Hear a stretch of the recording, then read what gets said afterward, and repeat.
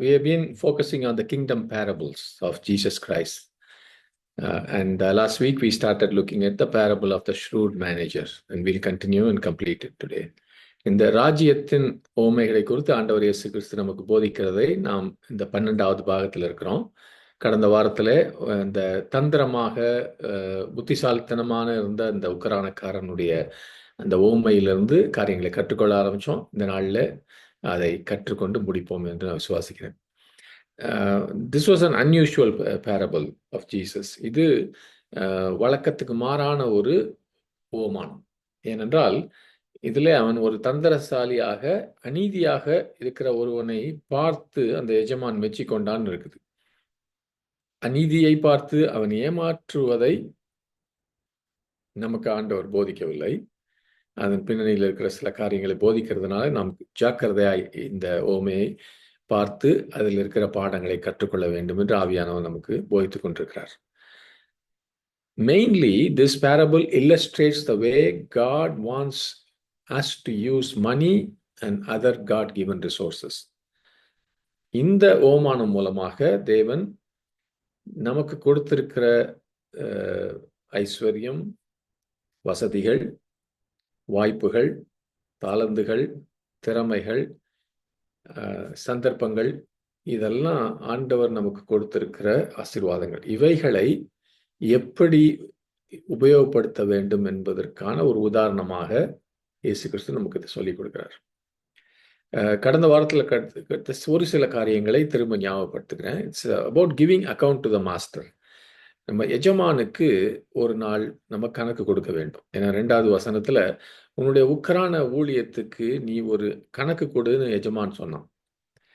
நாம் எல்லாருமே கூட ஒவ்வொருவரும் தனித்தனியாக இந்த வாழ்க்கையில ஆண்டவர் கொடுத்த எல்லா ஆயுசு நாட்கள், குடும்ப ஆசீர்வாதங்கள், சபையின் பல ஆசீர்வாதங்கள், பல நன்மைகள், பல தாளந்துகளை கொடுத்திருக்கிறார், நேரங்களை கொடுத்திருக்கிறார், வருஷங்களை கொடுத்திருக்கிறார். இவைகளுக்கெல்லாம் ஒரு நாள் தேவன் நம்மிடத்துல கணக்கு கேட்பார். ஒவ்வொரு மனிதனுக்கும் தேவன் ஒரு நாள்ல 24 மணி நேரம் கொடுத்திருக்கார். தேவன் நாம் இந்த ஒரு நாளின் 24 மணி நேரத்தை எப்படி நாம் செலவழித்தோம் என்பதற்கு நிச்சயமாய் நம்ம இடத்துல கணக்கு கேட்பார். God will ask for account for every hour in a day, 24 hours in a day that he has given us. தேவன் நம்ம எல்லாருக்கும் சில குறிப்பிட்ட தாளந்துகள், வரங்களை கொடுத்திருக்கிறார். அவைகளை குறித்து அவைகளை எப்படி உபயோகப்படுத்துகிறோம் என்பதை குறித்து தேவன் கணக்கு கேட்பார். இதை தாளந்து ஓமையில நம்ம கற்றுக்கொண்டோம். God has given you certain talents and gifts and he will ask for accounts. 3வதாக நமக்கு இருக்கிற சொத்துக்களை எப்படி உபயோகப்படுத்துகிறோம் என்பதை குறித்து ஆண்டவர் நம்ம இடத்துல கணக்கு கேட்பார். God is going to ask us to give account of how we use our possessions. நம்ம எல்லாருக்கும் சில இன்ஃப்ளூயன்ஸ், தாக்கங்கள் இருக்குது. நம்ம குடும்பத்து மேலேயோ அக்கம் பக்கத்தில் இருக்கவங்க மேல. அந்த இன்ஃப்ளூயன்ஸை அதை நாம் எப்படி உபயோகப்படுத்துகிறோம் என்பதை குறித்து தேவன் நம்ம இடத்துல கணக்கு கேட்பார். இந்த கணக்கு கேட்பது என்பது கடந்த வாரத்தில் பார்த்தோம், இது ஒரு கடினமான காரியம். அது சொன்ன உடனே நம்ம நிறைய பேருக்கு வைத்த கலக்கலாம், நர்வஸாக இருக்கலாம். It is a tough thing, but it is also a glorious thing. அதில் என்ன மகிமையான காரியம் என்றால், கணக்கு கொடுக்க போறோம் என்றால் நாம் செய்கிற ஒவ்வொரு காரியமும் தேவனுடைய பார்வையில, பரலோகத்தின் பார்வையில முக்கியமாக இருக்கிறது. அதிலே பெரிய அர்த்தங்கள் இருக்கலாம். சின்ன காரியம், பெரிய காரியம் கூட. ஒவ்வொரு நாளும் நீங்களும் நானும் கர்த்தருக்காக, அவருடைய ராஜ்யத்துக்காக அர்த்தபூர்வமான சில காரியங்களை நிச்சயமாய் செய்ய முடியும். ஒவ்வொரு நாளும் எனக்கும் உங்களுக்கும், நமக்கு ஒவ்வொருவருக்கும் இருக்கிற தாளந்துகளை உபயோகப்படுத்தி இயேசுவின் நாமத்திலே இன்னொருவருக்கு நாம் ஆசீர்வாதமாய் இருக்கலாம். இதெல்லாம் தான் நம்ம மகிமையான காரியம் என்று இந்த கணக்கு கொடுக்கறத பத்தி யோசிக்கும் போது நினைக்கணும். Everything we do in our life can have a great meaning as we dedicate it to God. எந்த சாப்பாடு சாப்பிட்றதோ எதுவா இருந்தாலும் அதை கர்த்தருக்கென்று நாம் அர்ப்பணிக்கும் போது அதில் பெரிய அர்த்தபூர்வமான காரியங்கள் இருக்கும். எதுவுமே எளிமையானதாக இருக்கக்கூடாது. அதற்கு பிறகு இந்த ஓமானத்துல சில காரியங்களை நாம் எப்படி கற்றுக்கொள்கிறோம், இதில் கம்பேரிசன், இதில் நாம் ஒப்பிட்டு நாம் எதை கற்றுக்கொள்கிறோம் என்று பார்க்க ஆரம்பித்தோம். இந்த நீதியான இந்த மேனேஜர் அதே சமயம் புத்திசாலித்தனமான உக்கரானக்காரன், இவன் பல விதத்திலே நமக்கு உதாரணமாய் இருக்கிறதை பார்க்கலாம். அவன் செய்கிற ஏமாத்து வேலையை அந்த பக்கம் வச்சிருங்க.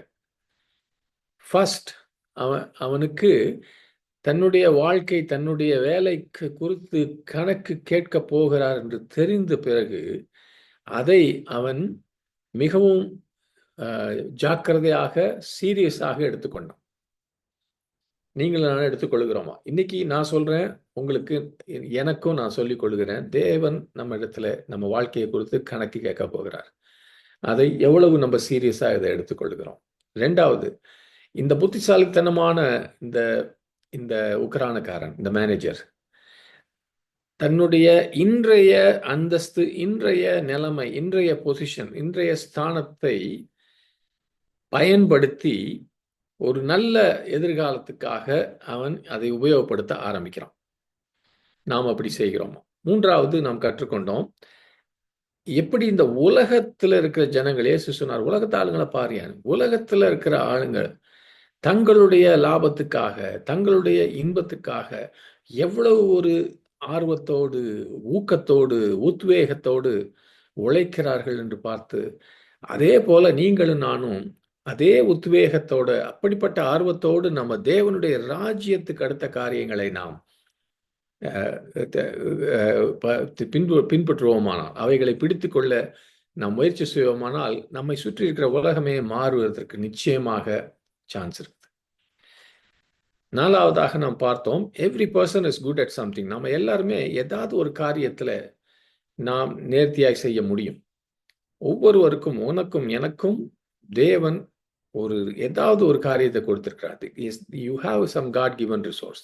ஐந்தாவதாக, உங்களுக்கு உலக காரியத்துல ஞானத்தோடு செய்த சில காரியங்களை வைத்து நீங்க ஆவிக்குரிய வாழ்க்கையிலும் அதே ஞானத்தை உபயோகப்படுத்தலாம் என்று கற்றுக்கொண்டோம். ஆறாவதாக, ஒரு முக்கியமான principal, another important principle, it is not what you know, it is who you know. உனக்கு என்ன வேலை, அவனுக்கு கணக்கு வழக்கெல்லாம் நல்லா பார்க்க தெரியும், அக்கௌண்டிங்லாம் தெரியும். ஆனா அவன் தெரிஞ்சுக்கிட்டான், இந்த அக்கௌண்ட் வேலையிலேருந்து நம்மளை அனுப்பிச்சிட்டா எவனும் நம்மளை அக்கௌண்டிங் வேலைக்கு எடுக்க மாட்டான். நல்லா புரிஞ்சுக்கிட்டான் அவன், இந்த அக்கௌண்டிங் ஸ்கில் எனக்கு உதவி செய்யாது.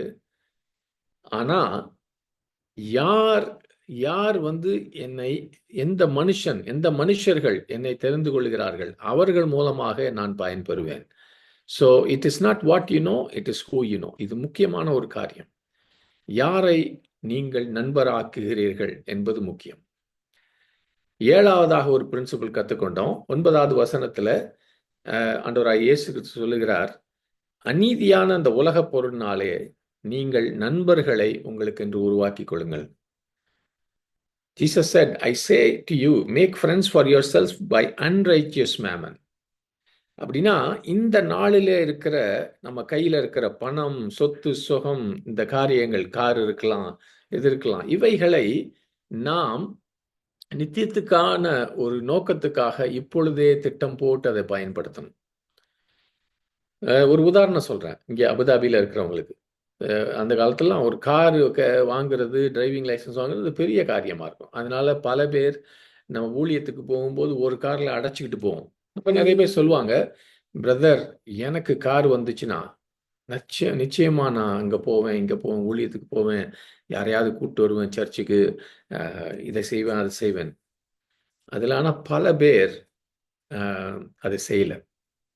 மிகவும் சோகமான காரியம். நமக்கு ஆண்டவர் இந்த ஆசீர்வாதங்களை கொடுக்கும்போது, திஸ் அன்ரைச்சியஸ் மேமன், அநீதியுள்ள அந்த உலக பொருளை கொடுக்கும்போது, நாம் அதை வைத்து தேவனுடைய ராஜ்யத்துக்கு நண்பர்களை உருவாக்க வேண்டும். 8வதாக போன வாரத்தில் கற்றுக்கொண்டோம், அன்ரைச்சியஸ் மேமன், அநீதியான உலக பொருள் என்றால் இந்த உலக பொருள் மிகவும் அநீதியாக இருக்க முடியும். அதனால அது ஒன்று நமக்கு ப்ராமிஸ் பண்ணும், அதால் அது செய்ய முடியாது. பணம் நம்மை ஏமாற்றுறதுக்கு நிறைய சான்ஸ் இருக்கு. அதனால இதை நீ உபயோகப்படுத்தி தேவனுக்கென்று இதை ஒப்பு கொடுத்துரு. அது சொல்றதெல்லாம் கேட்காத. நீ அதை தேவனுக்கு அடிபணிய வை என்று ஆண்டவர் சொல்லிக் கொடுக்கிறார்.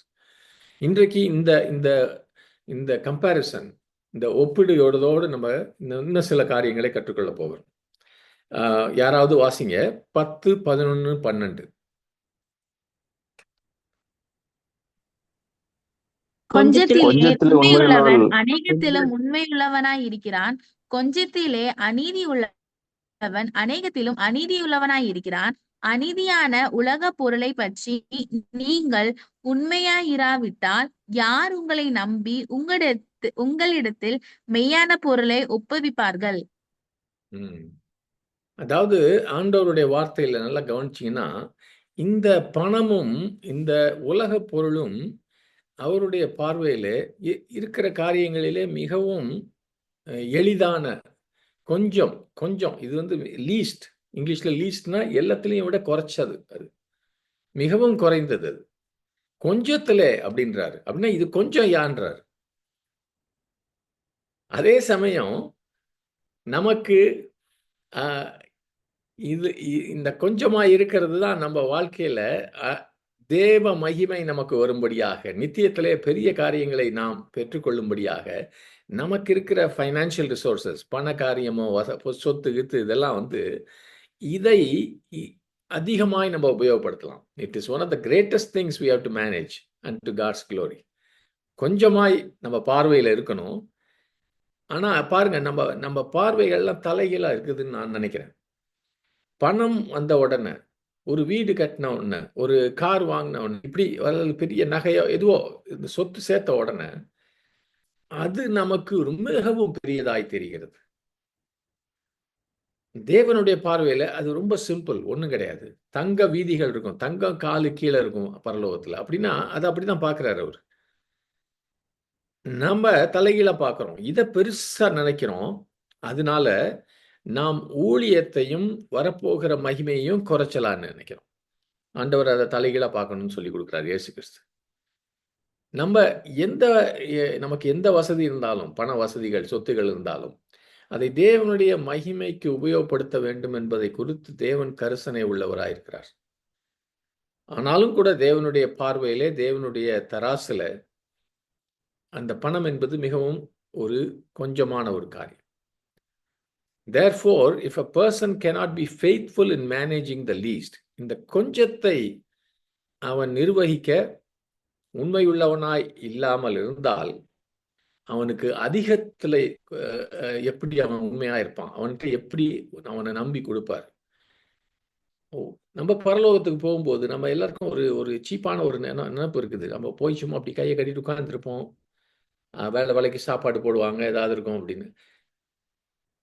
ஆனால் வசனங்களை நீங்க நல்லா தியானம் பண்ணி பார்த்தீங்கன்னா, நீங்க நம்ம தாளந்துல கூட பார்த்தோம். நிறைய காரியங்களை கொடுத்து நீ போய் என்னுடைய எஜமான்ல சந்தோஷத்துல பிரவேசின் பெரிய காரியங்களை ஆண்டவர் மேனேஜ் பண்ண கொடுக்க போறார். புதிய வானம், புதிய பூமியில விசுவாசிகளுக்கு பெரிய பெரிய ராஜ்யங்கள் உண்டு நாம் ஆளுகை செய்வதற்கு. இந்த கொஞ்சத்தை நீ ஆளுகை செய்யவில்லை என்றால், சரியாக தேவனுடைய மகிமைக்காக அதை நீ மேனேஜ் பண்ணல, நிர்வகிக்கவில்லை என்றால், உன்னிடத்துல எப்படி நம்பி கொடுப்பேன்னு கேட்கிறார். நல்லா கொஞ்சம் ஞாபகம் வச்சுக்கோங்க. 10வது இந்த கம்பேரிசன்ல நான் எப்படி என்னை நல்ல கிறிஸ்தவன் என்று வெளியே காட்டுறது அப்படின்னு எனக்கு தெரிஞ்சாலும், எந்த வார்த்தைகளை, சரியான வார்த்தைகளை பேசுவது, எதை பேசக்கூடாது என்று தெரிந்தாலும், சரியாக எப்படி ஜெபிப்பது என்று எனக்கு தெரிந்தாலும், ஒரு பைபிள் ஸ்டடியோ ஒரு பிரசங்கத்தையோ எப்படி சரியாக கேட்பது என்று தெரிந்தாலும், இப்படிப்பட்ட காரியங்கள் எல்லாம் ஒரு கிறிஸ்தவனாய் இருக்கிற அந்த வெளியரங்கமான காரியங்களை எல்லாம் நான் சரியாக செய்ய கற்றுக்கொண்டாலும், என்னுடைய அன்றாட வாழ்க்கையிலே உண்மை இல்லாமல் இருந்தால், மோசடி பண்ணி கொண்டிருந்தால், உண்மையான அந்த ஐஸ்வர்யம் வரும்போது, நித்தியத்தின் ஐஸ்வர்யம் வரும்போது, அதை நம்மிடத்துல நம்பி ஆவிக்குரிய ஐஸ்வர்யங்களை தேவன் கொடுப்பாரா? If you are unfaithful with what God has given you today, இன்றைக்கு உன்னிடத்துல கொடுத்ததை குறித்து நீ உண்மை இல்லாதவனா இருந்தால், உனக்கு பரலோக ஐஸ்வர்யத்தை உன்னிடத்துல பொறுப்பாக கொடுப்பாரா? இன்றைக்கு ஆண்டவர் என்னிடத்திலும் உங்களிடத்துல கேட்கிறார். It's a heavy thing. இது ஒரு பெரிய காரியம், வலுவான காரியம். ஆனால் குறிப்பாக தேவனுடைய பிள்ளைகளை நடத்துகிற தலைவர்கள், மேய்ப்பர்கள், போதகர்கள், ஊழியக்காரர்கள்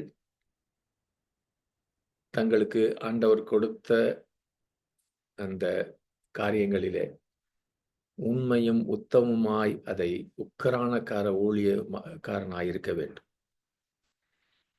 குறிப்பாக தேவனுடைய ஊழியத்துக்காக நம்ம கையில நம்பி சில பேர் பணம் கொடுத்தா, வாய்ப்புகளை கொடுத்தா, தேவனுக்கு முன்பாக மிகவும் உண்மை உள்ளவனாய் நாம் இல்லாவிட்டால் எப்படி தேவ பிள்ளைகளை நாம் வழி நடத்த முடியும்? தேவனுடைய ஊழியக்காரர்கள் தேவன் அவர்களுக்கு கொடுத்திருக்கிற பொறுப்புகளை, பொருட்களை எப்படி அதை மேனேஜ் பண்றாங்க, எப்படி அதை நிர்வகிக்கிறாங்க என்பது முக்கியம். எவ்வளவு வந்திருக்குன்னு முக்கியம் கிடையாது. ஆண்டவர் எதையும் சொல்றார், ஊழியம் நீங்க எல்லாரும், நம்ம எல்லாரும் செய்ய போறோம், எல்லாரும் ஊழியக்காரர்கள். ஆனால் சில பேருக்கு அதிகமாய் கொடுப்பார், அதிகமாய் பொறுப்பு கொடுக்கலாம். உங்களுக்கு அதிகமாய் அந்த பொறுப்புகளை கொடுத்தால் இந்த இந்த பொறுப்புகள், அந்த பணம் எனக்கு என் கையில கொடுக்குறாங்கன்னு வச்சுக்கோங்க, இந்த சபைக்கு உபயோகப்படுத்துங்க, அது என்னுடைய பணம் கிடையாது, இந்த ஆத்துமாக்கள் ஆதாயம் பண்ணுவதற்காக கொடுக்கப்பட்டது. அதிலே நான் உண்மை இல்லாதவனாய் இருந்தால் எனக்கு எப்படி ஆண்டவர் இன்னும் அதிகமாய் கொடுப்பார்? Who will give you what is your own? உனக்குன்னு எப்படி கொடுப்பார் சில காரியங்களை? யோசிச்சுக்குவோம். ஊழியம் செய்யற எல்லாரும் நம்ம இதை யோசிக்கணும். 12வதாக இங்கே ஆண்டவர் ஒரு காரியத்தை இன்டைரக்டா, மறைமுகமா சொல்றது நமக்கு புரியலாம். நம்ம கிட்ட இருக்கிற எல்லாமே உண்மையிலேயே தேவனுக்கு தான் சொந்தம். ஆமென். ஒரு விதத்துல பார்த்தா இங்க இருக்கிற எல்லாருமே அந்த உக்கரான காரனை போலதான் இருக்கிறோம். நம்ம சில சமயம் நினைக்கலாம், என்கிட்ட 1000 ரூபா இருக்குது, கர்த்தருக்கு நான் கொடுக்க வேண்டியதை கொடுத்துட்டு மீதியெல்லாம் எனக்கு.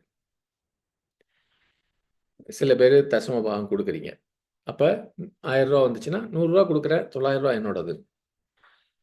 அட்லீஸ்ட் நீங்க அது ஏதோ கர்த்தருக்கு 100 ரூபாயாச்சும் கொடுக்குறீங்க, தேவன் உங்களை ஆசீர்வதிப்பார். ஆனா அது உண்மையான சரியான ஒரு மென்டாலிட்டி கிடையாது, சரியான ஒரு மனநிலை கிடையாது. உண்மையான சரியான மனநிலை என்னன்னா, தேவன் எனக்கு இந்த அவ்வளத்தையும் கொடுத்திருக்கிறார், இந்த 1000 ரூபாயும் தேவனுடைய தான் சொந்தம், அவர் கொடுத்த 1000 ரூபாயும் அவருக்கு தான் சொந்தம். நான் நேரடியாக அவருடைய ராஜ்யத்துக்கு கொஞ்சத்தை கொடுப்பேன், ஆனால் நான் என்னோடு வைத்துக் கொள்ளுகிறதும் என்னுடையது கிடையாது, இது கர்த்தருடையது. அதை நான் கர்த்தருடைய சொத்தாக, கர்த்தருடைய பொருளாக என் வாழ்க்கையிலே அதை நான் நிர்வகிப்பேன் அப்படின்னு நம்ம மனசுல நினைக்கணும். இந்த வாயில சொல்றது ஒருவேளை நல்லா தெரியலாம், ஆனா மனசுல நீங்க நினைக்கிறீங்களான்னு தேவன் பார்த்துக்கிட்டே இருப்பார். அப்படி உண்மையிலேயே நினைக்க ஆரம்பிச்சா தேவன் உங்களை பன்மடங்கு ஆசீர்வதிப்பார். ஏனென்றால் அவருடைய பொருளை அவர் கொடுக்கிறார், நீங்களும் அவருடைய, இது அவருக்கு சொந்தம் என்று மனதார நினைக்கிறீங்க. அப்ப தேவனுடைய சித்தமும் உங்க சித்தமும் ரொம்ப இணைந்து இருக்கும். மனசுல கொடுப்பதற்கு ஒரு தடை இருக்காது, மனமும் வந்து கொடுப்பீங்க. Because you are not giving from your money, you are giving from God's money. பணம் மாத்திரம் இல்லை, நேரமும் அப்படிதான், எல்லாமே. சில பேருக்கு சர்ச்சு இப்போ 1 மணி நேரம் வச்சுங்க, அதுக்கு மேல ஒரு 10 நிமிஷம் கூட போயிருச்சுன்னா உட்கார முடியாது. என்னது 1 மணி நேரம்னு வந்தேன் இப்படி. சில கேஸ் வரதே லேட் ஆகும், ஆனா முடிக்கும் போது ரெடியா ஓடுறதுக்கு இருப்பாங்க. இதெல்லாம் என்னன்னா, நம்ம நினைக்கிறோம் இந்த 1 மணி நேரம், இந்த 2 மணி நேரம் எப்படியாவது பல்ல கடிச்சிட்டு கொடுத்துடலாம், மீதி எல்லாம் எனக்கு சொந்தம். That is a wrong attitude. நம்ம இவைகளே கடைசி 13வது சொல்றேன். நம்ம இதையெல்லாம் பேசிக்கொள்ளும் போது முக்கியமாக நம்முடைய நினைவுகள் எல்லாம் நம்ம சொத்துகள், பணம், நம்ம பேங்க் அக்கவுண்ட், இதை பற்றி தான் நம்ம நினைவு போகலாம். உண்மை அதுக்கு நிச்சயமாய் அதுக்கு சம்மந்தம் இருக்குதுங்க. ஆனால் அதை இதே இதே நினைவை இன்னும் கொஞ்சம் நம்ம விரிவாக, பணம் மாத்திரம் இல்லை, விரிவாக நான் சொன்ன மாதிரி ஏற்கனவே நேரம், தாளந்துகள், இன்ஃப்ளூயன்ஸ், நம்மகிட்ட இருக்க எல்லா பொசஷனும், குடும்பம் கூட, எல்லாவற்றையும் தேவனுக்கு உபயோகப்படுத்தணுன்ற அந்த விரிவான தரிசனத்தில் போகும். This is the bottom line. The steward manages things that belong to someone one, and in a sense everything we are and everything we have belongs to God. இந்த உக்ரானக்காரன் இந்த கதையில அவனுக்கு இல்லாத சொத்தை இன்னொரு எஜமானுடைய சொத்தை தான் அவன் மேனேஜ் பண்ணிட்டு இருக்கான். அதே போலதான் நீங்களும் நான் இருக்கோம். நமக்கு இருக்கிற வாழ்நாள், நமக்கு இருக்கிற குடும்பம், நமக்கு இருக்கிற வேலை, நமக்கு இருக்கிற சொத்து சுகம் எல்லாமே, நான் இன்னைக்கு தேக சௌக்கியத்தோடு இருந்தா, நான் நெட்டையா இருந்தா, குட்டையா இருந்தா, எனக்கு 2 கண்ணு தெரிஞ்சா, என்னால பேச முடிஞ்சா, இவைகள் எல்லாம் தேவனுக்கே சொந்தம். Everything we have belongs to God. Paul சொன்னான் இல்லையா, அப்போஸ்தலர் 17வது அதிகாரத்துல, அவருக்குள் நாம் பிழைக்கிறோம், அசைகிறோம், அவருக்குள்ளே இருக்கிறோம். In him that we live and move and have our being. அவரே எல்லாவற்றிலும் எல்லாமா இருக்கிறார். அதை நாம் ரொம்ப சீரியஸா எடுத்துக்கணும். தீர்க்கமாக இந்த காரியத்தை நாம் சிந்திக்க ஆரம்பிப்போம் இந்த கடைசி நாட்களில். ஆமென். இந்த பைபிள் ஸ்டடியில ஒரு திருட்டு பய, அநீதியான ஒரு ஆளு, ஏமாத்தக்காரன், அவங்கிட்ட இருந்து நீங்கள் நான் கத்துக்க வந்தோமான்னு நினைக்கிறீங்க. அவன் மற்றவர்கள் பார்வையில சரியான காரியத்தை சாதித்தை செய்யவிட்டாலும் நமக்கு முன்பாக ஒரு நல்ல ஒரு பாடமாக இருக்கிறான். எப்படி நமக்கு இருக்கிறதை நாம் தேவ மகிமைக்காக புத்திசாலித்தனமாக உபயோகப்படுத்த வேண்டும் என்பதற்கு ஒரு நல்ல ஒரு பாடம் படிக்க ஆண்டவர் சொல்லி கொடுத்திருக்கிறார். ஆமென். நம்ம எல்லாரும் கணக்கு கொடுக்கணும். நம்ம நேரத்தை கொடுத்தும், தாளந்தை கொடுத்தும், நம்ம பணத்தை கொடுத்தும், நம்ம இன்ஃப்ளூயன்ஸை கொடுத்தும். இன்றைக்கு உனக்கு இருக்கிற பொசிஷனை எப்படி வருங்காலத்துக்காக நீ அதை உபயோகப்படுத்துகிறாய், வருங்காலத்துக்காக எப்படி ஆயத்தப்படுத்துகிறாய். இன்னைக்கும் சரி, வருங்காலம்னா அடுத்த வருஷமும் சரி, நித்தியமும் சரி. இதுதான் இந்த ஓமானத்தினுடைய ஒரு எளிமையான ஒரு பாடம். இது எளிமையான அப்ளிகேஷன் நம்ம கற்றுக்கொள்ள வேண்டியது. Amen. Ultimately the best investment of money is in people, not in things. பணத்தை, பொருட்களை சரியாக நீங்க முதலீடு செய்யணும்னா சாமான்ல, வீட்டில் இல்ல, மக்கள் மேல உபயோகப்படுத்துவது மிகவும் நல்லது. அதை எப்பொழுதும் நினைவில் இருங்க. ஆக்சுவலா நான் சொல்றேன், பல பேர் பெற்றோர்களா இருக்கலாம். உங்க கையில கொஞ்சம் பணம் இருக்குது, ரொம்ப ரொம்ப எல்லாம் இருக்குது. உங்களுக்கு பிள்ளைங்க வளர்ந்துகிட்டு இருக்காங்கன்னு வச்சுக்கலாமே. ஸ்கூல் முடியுது, ஸ்கூலுக்கு போறதுக்கே கூட நான் சில பெற்றோர்களை பார்த்துருக்கேன். பிள்ளைங்க பிறந்தவொன்னே, பொம்பளை பிள்ளை பிறந்தவொன்னே அதுக்கு கல்யாணம் பண்ணுறதுக்காக நகை நட்டுக்கிட்டு இதெல்லாம் வாங்கிட்டு இருப்பாங்க. சில பேர் சாமான்லாம் கூட, வீட்டு சாமான்லாம் கூட வாங்குவாங்க. ஆனால் அந்த பொண்ணை எங்கே படிக்க வைக்கணும்? they don't want to invest on that girl. அந்த பொண்ணு மேலே இன்வெஸ்ட் பண்ண மாட்டாங்க. பொண்ணு தானே, அது ஒன்றும் செய்யாது. they invest on things. அதுக்கு ஏதாவது கொடுக்கணும் இல்லையா, கல்யாணம் பண்ணும்போது அப்படின்னு நினச்சிட்டு பண்ணுவாங்க. இப்படி நம்ம மென்டாலிட்டி சில பேருக்கு இருக்குது. சில பேர் பையன் படிக்கிறதுக்குன்னா இவன் மடையன், இவனுக்கு எந்தத்துக்கு பழகு செலவு. நம்ம அதை ஒரு வீடு கட்டி வைப்போம், அவன் படித்து ஒழுங்காக இல்லாட்டி கூட அந்த வீடு இருக்கும்னு சொல்லி. ஆக்சுவலாக இதெல்லாம் நடக்காத ஒரு காரியம். நம்ம பிள்ளைகளுக்கு கூட அவர்களுடைய வாழ்க்கையில் நம்ம இன்வெஸ்ட் பண்ணணும். அதற்கு மேலே நாம் மற்ற நம்ம பிள்ளைகள் அல்லாத மற்றவர்களுக்குள்ள நம்ம நேரத்தையும் பணத்தையும் நம்முடைய முயற்சிகளையும் நாம் அங்கே முதலீடு செய்தால் அதில் நிறைய பலன் இருக்குது, நிறைய பலன் இருக்குது. இம்மையிலே ஒரு வேளை சில பேர் சொல்லலாம், சில சமயம் இந்தியாவுக்கு வேற இடங்களில் போகும்போது சில பேர் எனக்கு தெரிஞ்சவங்க தெரியாதவங்க சொல்கிறாங்க, பிரதர் அன்னைக்கு இதை சொன்னீங்க, இன்னைக்கு நான் இப்படி மாறி இருக்கேன், கர்த்தருக்கு ஸ்தோத்திரம். ஆனால் நான் நினைக்கிறேன் நிறைய காரியம் இங்கே யாரும் நிறைய பேர் சொல்ல மாட்டாங்க, பரலோகத்தில் நம்ம பார்ப்போம். ஆமென். அதெல்லாம் இங்க பார்க்கணும்னு கூட நம்ம யோசிக்க வேணாம். I never expect anybody to say thanks. ஆனால் நாம் எடுக்கிற முயற்சிகள், போடுகிற விதை, இதை இந்த இந்த எல்லாமே மனிதர்கள் மேல இருக்கட்டும். ஆமென். இந்த இப்ப நான் இந்த ஓமானத்தை பணக்காரியங்களை குறித்து குறிப்பாக உங்களிடத்துல பேசப் போகிறேன். மனம் திறந்து கொஞ்சம் பேசப் போகிறேன். We need to realize that our money is not really ours. பணம் என்பது உண்மையிலேயே நம்முடையது கிடையாது. We are only managers. நாம் உக்கிரானக்காரர்களா இருக்கிறோம். அவைகளை தேவன் நம்ம கையில கொடுத்திருக்கிறார். அது நமக்கு சொந்தம் அல்ல. அதனால நீங்களும் நானும் பண விஷயத்துல எவ்வளவு இருந்தாலும் அதை குறித்து உக்கிரானக்காரன் என்று யோசிக்கணும். என் கையில உங்க கையில இருக்கிற பணம் குறுகிய நாளுக்கு தான் நம்ம கையில இருக்கும். One day we are going to be like the steward. ஒரு நாள் நாம் இந்த உக்கிரானக்காரனை போல இதை வைத்துக்கொண்டு என்ன செய்வோம் என்பதன் ஒரு முடிவுக்கு வரப்போகும். This stewardship will finish. இந்த உக்கிரான ஊழியம் முடிஞ்சிடும். அதனால மூன்றாவதாக இந்த பணத்தை நாம் இங்க கண்களாலே பார்க்கிற காரியத்துல மாத்திரம் நாம் முதலீடு செய்வோமானால் நமக்கு நித்தியத்துல எந்த பலனும் வராது. ஆமென். இந்த உலகத்தின் வேலையிலிருந்து நாம் முடிந்து நம்மை வேலையை விட்டு அனுப்பும்போது, அப்படின்னா இந்த வாழ்க்கை முடியும் போது நமக்கு வேற எங்கேயும் போக இடம் இருக்காது. அவன் பாருங்க, வேலை விட்டவன எங்கேயாவது போறதுக்காக உபயோகப்படுத்தணும். யோசிச்சுக்கோங்க. நாம் இங்க இருக்கிற போதே எல்லாவற்றையும் நம்ம செலவழிச்சிருப்போம். There will be nothing left. Empty handed we'll go. வெறும் கையாக பார்க்க போவோம். ஆனால் அதற்கு மாறாக நாலாவதாக நம்முடைய பணத்தை மற்றவர்கள் அவர்களுடைய நித்திய நன்மைக்காக நாம் செலவழித்தால், நல்லா கவனிங்க பிரதர், நாம் பரலோகத்துக்கு போகும்போது, நித்தியத்துக்கு போகும்போது நாம் யாருக்கெல்லாம் செலவழித்தோமோ அவர்கள் நம்மை வரவேற்க ஆயத்தமா இருப்பார்கள். ஆமென். ஆண்டவர் சொன்னார், அவர்கள் நித்திய வீட்டிலே உங்களை வரவேற்பார்கள் என்று.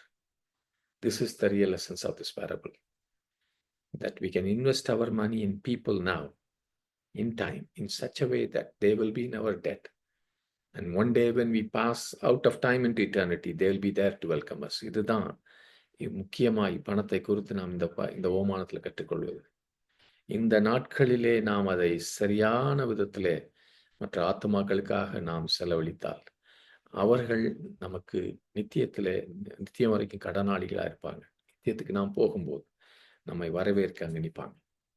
They will say, it was your money that made it possible for me to get to heaven. உன்னுடைய பணத்தினால்தான், நீ செலவழித்ததினால்தான் நான் இன்றைக்கு பரலோகத்துக்கு வந்திருக்கிறேன். அதனால உனக்கு முன்பாக நான் பரலோகத்துக்கு வந்து உன்னை வரவேற்கும்படியாக இருக்கிறேன். நீ எப்படி உன் பணத்தை உபயோகப்படுத்தினியே அதற்காக உனக்கு நன்றின்னு சொல்வதற்கு நிற்பாங்க. புரியுதா சகோதரனே, சகோதரியே? உங்க பணத்தை ஜனங்கள் மேலே அவர்களுடைய நித்திய நன்மைக்காக செலவழிங்க. நிச்சயமாய் ஒரு நாள் நாம் இந்த உலகத்திலே முடியும் போது, நாம் நித்தியத்திலே கால் எடுத்து வைக்கும் போது நம்மை வரவேற்க ஜனங்கள் இருப்பாங்க. ஆமென். Because you have invested your money in people, not in things, not in yourself, but in the eternal welfare of people. ஒன்னுலையும் நிறைய பேருக்கு நம்பன்னு கொட்டிட்டு இருக்கோம். ஆனால் நீங்களும் நானும் புத்திசாலித்தனமாக அந்த உக்கிரானக்காரன் புத்திசாலியாக இருந்தான் எஜமான் மெச்சிக்கொண்டார். இயேசு கிறிஸ்து உங்களை மெச்சிக்கொள்வார். உனக்கு இருந்ததெல்லாம் எவ்வளவு நல்லா நீ உபயோகப்படுத்தின. How can you invest your money in people? நீ எப்படி உன்னுடைய பணத்தை ஜனங்களுக்கு, மற்றவர்களுக்கு என்று உபயோகப்படுத்தலாம்? வசனத்திலிருந்து சில சரியாக ஜனங்களுக்கு உபயோகப்படுத்துகிற ஒரு சில காரியங்களை சொல்றேன். முதலாவதாக, ஏழை ஜனங்களுக்கு உதவி செய்வது, குறிப்பாக விதவைகளுக்கும் அனாதைகளுக்கும். நிச்சயமாய் நீ ஒரு அனாதையின் வாழ்க்கையில நீ முதலீடு செய்யலாம். ஒரு ஜீவன் அழிந்து வெக்கத்தோடு அழிவதிலிருந்து நீ அவங்களை காப்பாற்றலாம். அவர்களுக்கென்று ஒரு கிறிஸ்தவ குடும்பத்தையோ, ஒரு கிறிஸ்தவ வீட்டையோ, ஒரு கிறிஸ்தவ கல்வியோ நீ கொடுக்கலாம். அந்த அந்த சிறுவனையோ சிறுவியோ இந்த சிறுமியோ நீங்கள் காப்பாற்றுறீங்க பாருங்க. ஒரு நாள் அவன் நல்ல வளர்ந்து ஒருவேளை தேவ ஊழியக்காரனாக ஆகி பல ஆத்துமாக்களை கர்த்தருக்கென்று ஆதாயம் செய்யலாம். அவன் அந்த அந்த அவன் ஆதாயம் செய்கிற அத்தனை ஆத்துமாக்களும் நித்தியத்தில் உன் அக்கௌண்ட்ல இருக்கும். It was your investment that made them possible. நீ அந்த அந்த பையன் மேலே நீ ஒரு இன்வெஸ்ட்மெண்ட் பண்ண பார். அதுதான் அது அது அது அது அவனு அவன் அவன் அந்த மகன் அத்தனை ஆத்மாக்களை சம்பாதிக்க அது சாத்தியமாக்கிய. பல வருஷங்களுக்கு முன்பாக நான் என் மனைவியும் பீகாரில் ஒரு 50 ஏழை பிள்ளைகளுக்குன்னு கேட்டிருந்தாங்க. யாருக்குமே தெரியாது. நாங்கள் அந்த கிஃப்ட் கொடுத்தோம், அந்த 50 பிள்ளைகளை வளர்த்து நடத்துவதற்கு. தேவன் அந்த அக்கௌண்ட்டை வச்சிருக்கிறார். பல வருஷங்களுக்கு எங்களுக்கு அதெல்லாம் மறந்து கூட போச்சு. ஆனால் பல வருஷங்கள் கழித்து வேறு காரியத்துக்காக அந்த ஊழியத்துக்கு பீகாருக்கு போயிருந்த போது ஒன்றும் சொல்லாமல் எங்கள் 2 பேரையும் ஒரு இடத்துக்கு கூப்பிட்டு போனாங்க. ஒரு பெரிய வீடு இருந்துச்சு. அங்கே 50 பிள்ளைங்க இருந்துச்சு. இந்த பிள்ளைங்கள்லாம் ரொம்ப ஸ்மார்ட் பிள்ளைங்க, ஆனால் ரொம்ப ஏழை பிள்ளைங்க. மோஸ்ட்லி கல்கட்டா அந்த மாதிரிலாம் இருக்காங்க. அங்கேருந்து கூப்பிட்டு வந்தோம், ஏன்னா அவங்களுக்கு ஸ்கூலுக்கு போகிறது. ஆனால் இங்கே ரொம்ப ஸ்மார்ட்டான பிள்ளைங்க. இங்கேயே நல்ல ஸ்கூலுக்கு அனுப்பிச்சிட்டு வீட்லேயும் வந்து அவங்களுக்கு ரொம்ப கற்றுக் கொடுக்குறோம் அப்படின்னு சொல்லி காமிச்சாங்க.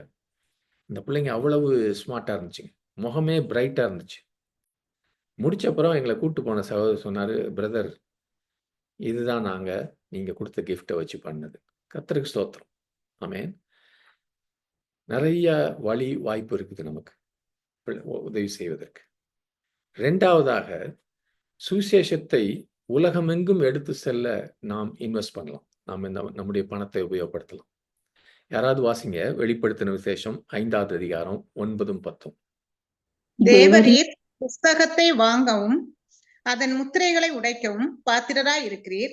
ஏனெனில் நீர் அடிக்கப்பட்டு சகல கோத்திரங்களிலும் பாஷைக்காரரிலும் ஜனங்களிலும் ஜாதிகளிலும் இருந்து எங்களை தேவனுக்கென்று உம்முடைய இரத்தத்தினாலே மீட்டு கொண்டு எங்கள் தேவனுக்கு முன்பாக எங்களை ராஜாக்களும் ஆசாரியர்களுமாக்கினீர். நாங்கள் பூமியிலே அரசாள்வோம் என்று புதிய பாட்டை பாடினார்கள். ஆமென். இதுல பாத்தீங்கன்னா, அந்த மீட்பு நிறைவேறும் போது, இந்த கடைசி நாட்கள் வரும்போது எப்ப மீட்பு நிறைவேறும்னா, ஒவ்வொரு கோத்திரத்திலும், ஒவ்வொரு பாஷையிலும், ஒவ்வொரு பாஷைக்காரிலிருந்தும், ஒவ்வொரு ஜன கூட்டத்திலிருந்தும், ஒவ்வொரு தேசத்திலிருந்தும் ஆட்கள் இருக்கணும். எந்த ஜாதியும், எந்த ஜனக்கூட்டமும், எந்த மொழி ஜனங்களும் அங்க டோட்டலா இல்லாம இருக்க மாட்டாங்க. எல்லாத்துலயும் ஒருத்தராவது இருக்கணும்.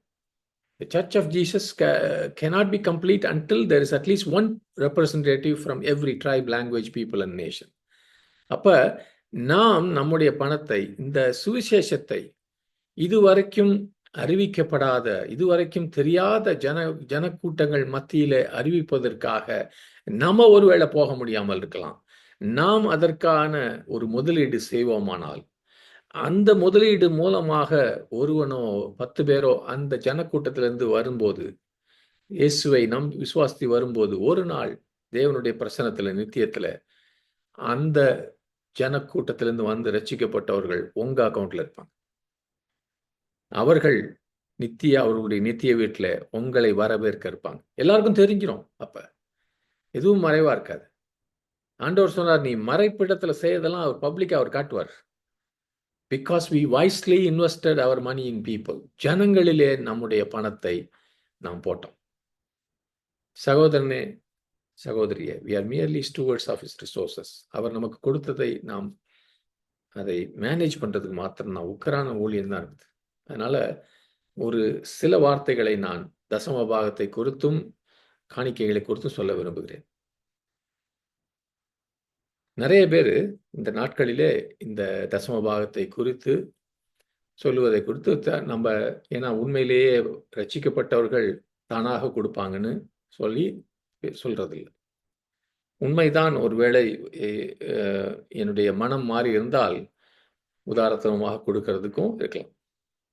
ஆனால் அதை விட இன்னொரு உண்மை என்னன்னா, நீ